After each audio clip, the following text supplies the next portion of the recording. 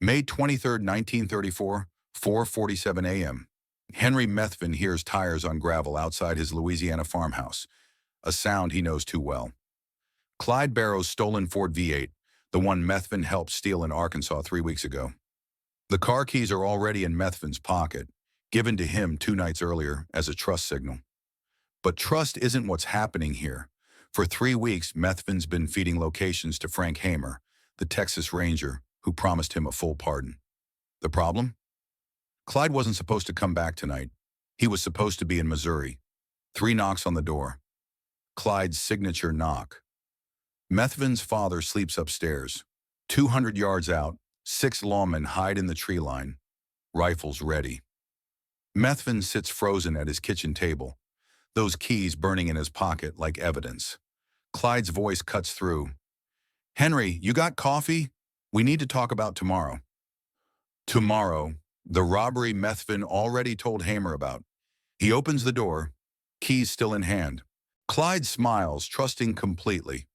Back in January 1934, Henry Methvin was just another small-time thief doing hard time at Easton Prison Farm in Texas. Cold concrete, guard towers, nothing ahead but years of the same gray routine. Then Clyde Barrow showed up, not as an inmate, as a liberator. The Easton raid made headlines across the country. Clyde and his crew stormed the prison farm on January 16th, freed 5 men, left guards scrambling and embarrassed. Methvin was one of those 5. Newspapers called it the most brazen prison break in Texas history. Photographs showed the damaged gates, quotes from furious wardens. Suddenly, Methvin wasn't just another convict.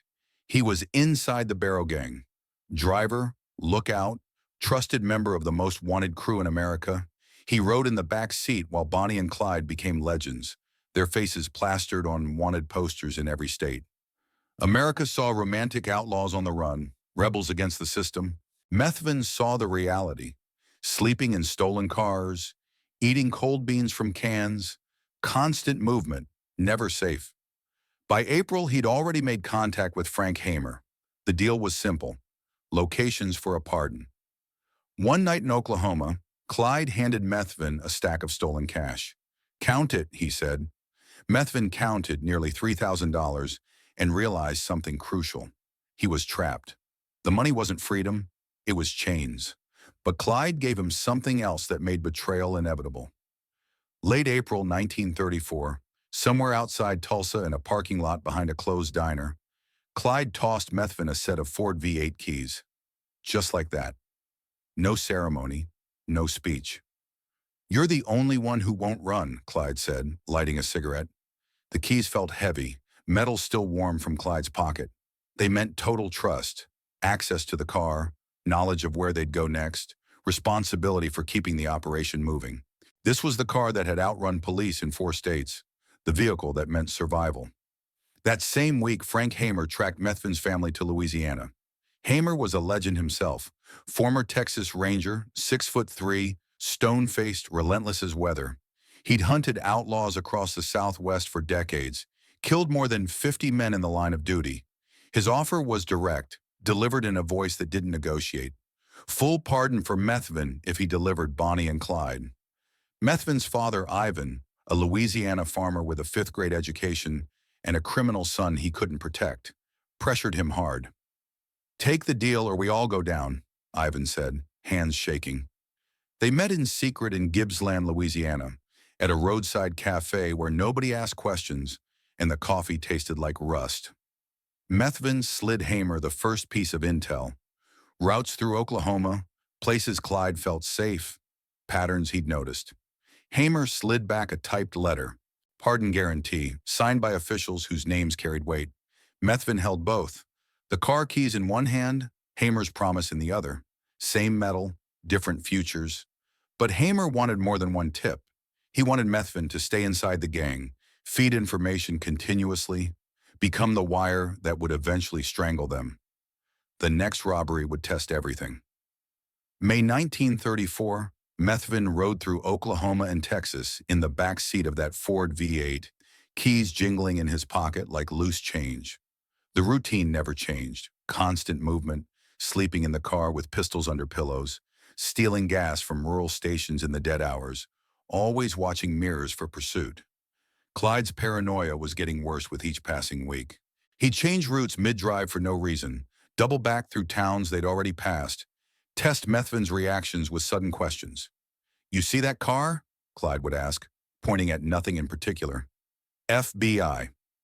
Methvin learned to play along, to mirror Clyde's fear just enough to seem loyal. Bonnie's condition was deteriorating visibly. The leg injury from the Wellington, Texas car crash, documented in newspaper photos that showed the mangled vehicle, wasn't healing right. She used morphine for the pain, spent entire days silent in the passenger seat, staring at nothing. The famous duo America romanticized in songs and poems looked tired, hurt, hunted. Real people, not legends. Methvin fed Hammer locations through secret drops, notes hidden in gas station restrooms, coded messages left at prearranged spots, always careful, always afraid of being caught. One night outside Amarillo, under stars that seemed too bright, Clyde handed Methvin a pistol. "If it comes down to it," Clyde said quietly, "we go together. None of us gets taken alive." Methvin took the gun, felt its weight, understood what Clyde meant. Brotherhood, loyalty, the kind you die for. But that same week, Hamer sent word through Ivan. Next meeting must be fatal. No more surveillance, no more tracking, no more delays. Methvin had 1 week to set the perfect trap. Early May 1934, Frank Hamer sat in a Dallas hotel room with maps spread across an unmade bed, cigarette smoke hanging in the air. He needed an isolated road, good sight lines, perfect element of surprise. Clyde Barrow was too smart for normal ambushes. He'd evaded every attempt for 2 years, embarrassed law enforcement in 5 states. Methvin's job was brutally clear. Get them to a specific location at a specific time. The problem? Clyde never followed patterns. He canceled plans on instinct, changed routes based on feelings, trusted only his gut. Methvin suggested Louisiana back roads near his father's house. Familiar territory. Clyde had been there before, felt comfortable, trusted it. Hamer studied the map with the intensity of a man planning war, marked a spot with red ink. Sales, Louisiana, Highway 154, rural 2-lane with dense tree cover on both sides. Perfect for concealment, perfect for an ambush. Methvin would have to convince Clyde to visit Ivan, a natural reason that wouldn't raise suspicion. Family. Clyde respected that, valued it despite being a criminal. Hamer showed Methvin the map in a back room, pointed to the red X marking the exact ambush point. "Right here," Hamer said. "You get them here, we'll handle the rest. But if you fail, the deal's off." But Clyde was planning something else. A big bank job in Missouri, same time frame, potential for huge money. Methvin started feeding false intel, delaying the Missouri robbery, inventing reasons to wait. He told Clyde the heat was too high up north, too many police, too risky. Clyde listened. He trusted Methvin's instincts, valued his input. That trust was the weapon Methvin would use to kill him. But Clyde wasn't the only one watching Methvin carefully. Mid-May 1934, Bonnie noticed something off about Henry Methvin. Everyone else in the gang lived on raw nerves, jumping at sirens, checking mirrors every 30 seconds, sleeping with guns loaded.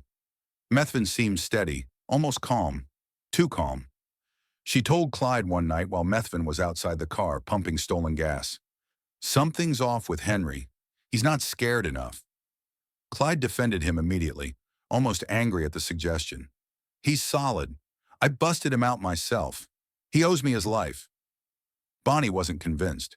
She had instincts Clyde sometimes ignored, a sharpness that came from watching people lie.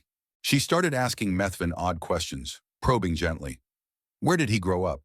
Who did he know in Louisiana? What was his father like? What did he want after all this was over? Methvin realized she was sharper than Clyde, more dangerous in her way. She was mapping him, looking for inconsistencies in his story, testing his loyalty with casual conversation. He doubled down hard, volunteered for dangerous roles during robberies, acted loyal beyond question, built trust brick by brick, word by word. One afternoon in Oklahoma, sitting outside a roadside motel, Bonnie handed Methvin a photograph, her and Clyde smiling, taken months earlier when things seemed more hopeful. "For when we're gone," she said simply. No drama, just fact. Methvin kept the photo, slipped it into his pocket, felt guilt settling in like whether he couldn't escape. Bonnie gave out photographs because she wanted to be remembered, wanted proof they'd existed beyond wanted posters. She knew how this story ended. That same week, Hamer sent an urgent message through a contact. FBI might move without warning if the timeline dragged. Methvin had 72 hours to make it happen, or the deal and his safety were off the table completely. May 21st, 1934, Methvin told Clyde his father was sick, needed to visit Louisiana soon. Clyde agreed without hesitation, without suspicion. "We'll drive down, quick visit, back by Thursday." Simple as that. Family was sacred, even for outlaws running from every police force in the country. Methvin sent a coded message to Hamer through their established channel. Wednesday morning, Highway 154. Hamer assembled his posse within hours. 6 lawmen, Texas Rangers, Louisiana officers, men who'd spent years chasing Bonnie and Clyde without success. Rifles, shotguns, ammunition by the case, orders to shoot on sight without warning. They rehearsed positions in the tree line. Who would fire first, angles of approach, no room for error or mercy. Ivan Methvin was part of the plan, his role carefully scripted. He'd disable his truck on the road, make it look like engine trouble. Clyde would stop to help. Natural, predictable, family helping family. Methvin held the Ford V8 keys that night in a cheap motel room, knowing this was the final ride, the last time he'd climb into that car. Clyde seemed excited, almost happy, a rare chance to relax, visit family, drop his guard for half a day. Methvin's guilt was escalating, a physical weight in his chest. Bonnie joked about Louisiana heat, how she'd swim in a creek if they found one, how she missed normal things like that. Clyde trusted him completely, absolutely, without reservation. That same night, the FBI nearly canceled due to weather reports. Storms rolling in from the Gulf. Hamer overrode the decision with final authority. The ambush stayed. Weather wouldn't stop this. May 22nd, 1934. Methvin climbed into the Ford V8 for the last time, keys in his pocket. Betrayal complete. May 22nd overnight, Clyde drove from Texas to Louisiana, while Bonnie slept in the passenger seat and Methvin sat silent in the back, watching the dark landscape roll past. The engine hummed steady, reliable, the sound that had men escape for months. Clyde had a routine he never broke. Check mirrors every 2 minutes, count bullets in his pockets, trust the road ahead but never the road behind. They stopped at a gas station outside Shreveport around midnight. Methvin got out to stretch his legs, saw Hamer's men watching from a parked car across the street, their faces barely visible in the darkness. Clyde was inside buying sandwiches, making jokes with the night attendant, acting almost normal. Oblivious. Methvin's hands shook as he pumped gas. Back in the car, Clyde tossed him the keys casually. "You drive tomorrow, I'm tired. Haven't slept right in weeks." Tomorrow meant the ambush. Tomorrow meant death. The keys felt like a murder weapon, hot metal burning his palm. They arrived at Ivan Methvin's farmhouse at 2 a.m. Clyde parked the Ford V8 under a large oak tree, engine ticking as it cooled, smelling like oil and road dust. Bonnie limped inside, her legs stiff from sitting for hours. Clyde talked about the next job, another bank, maybe Arkansas, maybe Oklahoma, details he'd been planning in his head. Methvin listened, said nothing, felt every word like a knife. Yvonne greeted them with coffee and bacon, the practiced calm of a man who knew exactly what was coming in a few hours. Clyde ate, relaxed, joked about old times, seemed almost peaceful. By 4 a.m., everyone was asleep except Methvin. He sat at the kitchen table, staring at the keys Clyde had handed him. 8 hours until Hamer's posse took position. 8 hours until everything ended in gunfire and blood. May 23rd, 1934, 6 a.m. Frank Hamer and 5 other lawmen crouched in the tree line along Highway 154, just outside Sells, Louisiana. The morning air smelled like pine needles and dew, cool and still. Rifles loaded, positions rehearsed one final time. Ivan Methvin's truck sat on the roadside, hood up, looking disabled and harmless. The plan was brutally simple. Clyde would see Ivan, stop to help, and the posse would open fire without warning or mercy. No arrests, no negotiations, just execution. Inside the farmhouse, Henry Methvin sat with Clyde and Bonnie, drinking coffee, waiting. Clyde's plan was to drive into town, get supplies, check on Ivan's truck on the way back. Routine. Normal. Methvin knew this was the window, the exact moment Hamer was waiting for. That Ford V8 had to roll into view on Highway 154. Around 9 a.m., Methvin handed the car keys back to Clyde. "You should drive," he said, voice steady. "You know these roads better." Clyde took them without hesitation. No suspicion, no doubt. Why would there be? Methvin had been solid for months, loyal through robberies and close calls. Bonnie sensed something, though. She always did. "Why's your dad's truck already on the road?" she asked, looking at Methvin with those sharp eyes. Methvin lied smoothly, the words practiced. "He's stubborn. Probably tried fixing it himself. Broke down halfway to town." Bonnie accepted it, turned away. They finished coffee. Clyde checked his pistols, pocketed extra bullets, prepared like he always did. At 9:15 a.m., he started the engine. Methvin stayed behind on the excuse of checking on Ivan, making sure his father was okay. The Ford V8 rolled out of the driveway, heading toward Highway 154, toward the ambush, toward history. Clyde drove slow, careful on the rural road, Bonnie beside him scanning the landscape out of pure habit. They approached Ivan's truck around 9:30 a.m., saw him standing beside it, waving for help. Clyde slowed down. Natural reaction. You help family, always. The Ford V8 came to a complete stop.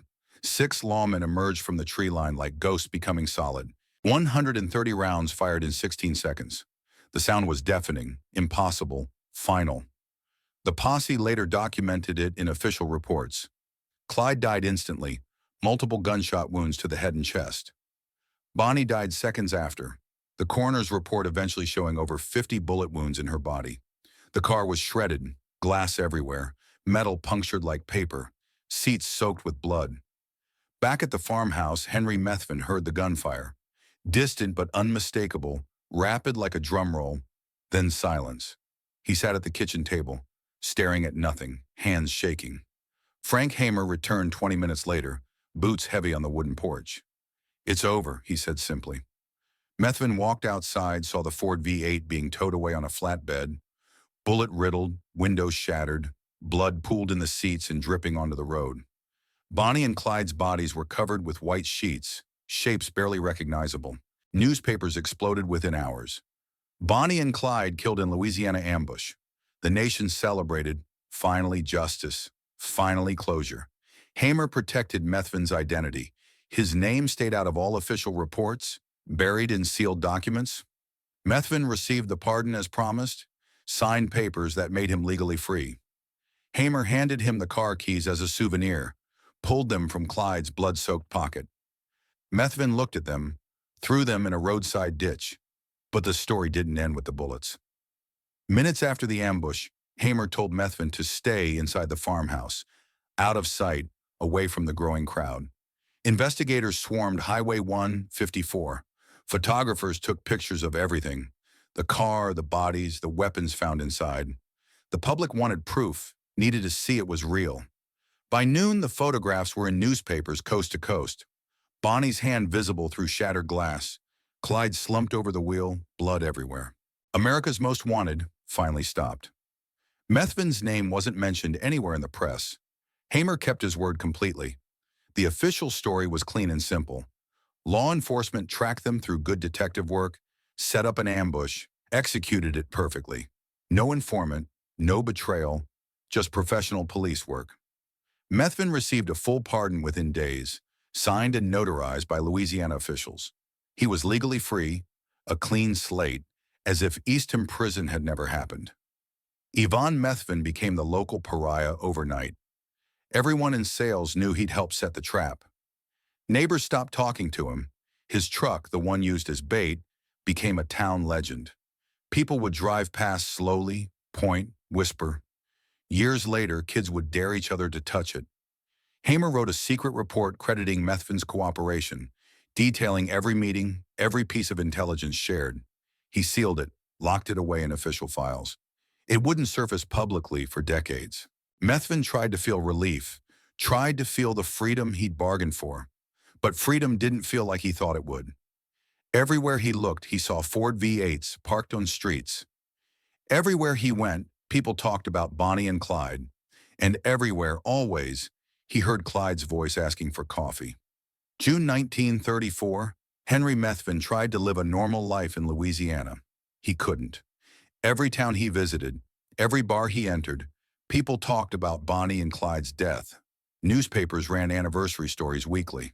Photographs circulated endlessly. Bonnie's body slumped in the car, Clyde's bullet-riddled frame, the ambush site becoming a grim tourist spot where people took pictures and collected bullet casings. Methvin kept seeing Ford V8s parked on streets, would stop and stare, heart racing. Every engine sound that resembled that particular pitch made him turn, expecting to see Clyde. He heard that three-knock pattern on doors that weren't there. Woke up from dreams where he was still holding those keys. Former criminals recognized him in bars on street corners. Word spread quietly through the underworld like poison in water. Methvin was the rat, the informant, the Judas who sold out the legends for his own skin.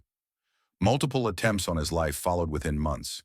Barrow family allies, men who'd ridden with Clyde's brother Buck, started hunting him actively. Methvin moved constantly, Louisiana to Texas to Arkansas, never staying in one place more than a few weeks, always looking over his shoulder. He found a newspaper photo one day in a barber shop, showed Bonnie's hand reaching out from the car window, almost pleading. He kept it folded in his wallet, couldn't explain why, couldn't throw it away. He started drinking heavily, daily, seriously, the kind that makes time blur and memories sharper somehow. His paranoia began to mirror Clyde's perfectly, checking mirrors constantly, changing routes for no reason, trusting absolutely no one. Frank Hamer visited once in 1936, sat across from him in a diner, delivered a warning. "You'll never be safe, Henry. They'll always know what you did." The keys Methvin threw away that morning kept appearing in his dreams, blood-stained and accusatory. The 1940s arrived with war in Europe and change across America. Methvin's life spiraled downward in a slow, inevitable collapse. Alcoholism consumed him. Poverty followed. Relationships failed before they started. He told his story to bartenders, strangers in diners, anyone who'd listen long enough. Nobody believed him. Why would they? He looked like just another drunk with delusions. By 1948, details finally leaked to the press when a determined journalist found portions of Hamer's sealed report and published excerpts. Methvin was named publicly, definitively, as the informant who set up Bonnie and Clyde. The public reaction split cleanly down the middle. Some called him a hero who helped stop murderers, who saved innocent lives by ending a crime spree. Most called him a traitor who betrayed trust for personal freedom, who sold out people who trusted him. The Barrow family denounced him in newspaper interviews, their contempt obvious and permanent. Bonnie's mother, Emma Parker, said his name with visible hatred. Clyde's sister refused to even acknowledge he existed. Methvin became a local curiosity in Louisiana. The man who sold out Bonnie and Clyde. People pointed at him in stores, whispered when he walked past. Some stories claim Clyde had known about the betrayal, had chosen to drive into the ambush anyway, preferred death to prison. Legend mixed with fact until nobody, including Methvin, knew what was true anymore. He carried an old newspaper clipping everywhere, the one showing the bullet-riddled car on Highway 154. The paper was worn soft from handling, creased from being unfolded and refolded thousands of times. He couldn't let it go, couldn't move past it, but the final twist was waiting on a Louisiana highway, and it was coming soon. April 19th, 1948. Henry Methvin, 35 years old, was struck and killed by a train on a rural Louisiana road, not far from where Bonnie and Clyde died 14 years earlier. Police investigated and ruled it an accident. Wrong place, wrong time. Tragic, but simple. Locals whispered a different story. It was revenge. the Barrow family or their allies finally collecting the debt. Some said Methvin walked onto those tracks on purpose, that the guilt had finally crushed him completely. Nobody knows for certain. Methvin died alone on a road similar to Highway 154, his body found near the tracks. His last possession, discovered in his jacket pocket by investigators, was the photograph Bonnie had given him in May 1934. The paper was yellowed, edges torn, but her face was still visible, still smiling. They also found car keys in his other pocket. Not the Ford V8's keys. Those were long gone, thrown in a ditch in 1934, but similar ones, worn smooth from constant handling, as if he'd been carrying them for years. The final echo, keys in his pocket, just like that morning when Clyde knocked on his door and he had to choose. Highway 154, where Bonnie and Clyde died, became an American landmark. Thousands visited yearly. Ivan's truck, used as bait, eventually rusted in a field, then disappeared. The story became legend: romantic outlaws versus the law, rebels versus the system. But nobody remembered the man in the middle for long. Henry Methvin's life proved something simple and terrible. Betrayal bought survival, but never peace. The keys he carried, first Clyde's, then his own, became the symbol of a choice that echoed through 14 years until it killed him. He walked free from that farmhouse in May 1934, while Bonnie and Clyde bled out on Highway 154. He received his pardon, lived his life, drank his guilt. But freedom was just a word on paper. The real prison was the one he built inside himself. Brick by brick, memory by memory. Clyde's trust, Bonnie's photograph, the sound of gunfire, the keys he couldn't stop carrying. People close to him said he never stopped talking about that morning, never stopped reliving the moment he opened the door. Some claim he wanted to warn them, that he stood there with keys in hand and almost spoke the truth. Others say he felt nothing, that survival erased guilt. The truth died with him on those tracks, but the keys stayed. That recurring object from the opening, the Ford V8 keys Clyde tossed him, the ones that meant trust and access and brotherhood, transformed into the keys Methvin carried to his grave. Different metal, same meaning. The keys he carried proved you can't outrun what you've done. You can only wait for it to catch up. And eventually on a Louisiana road, it always does.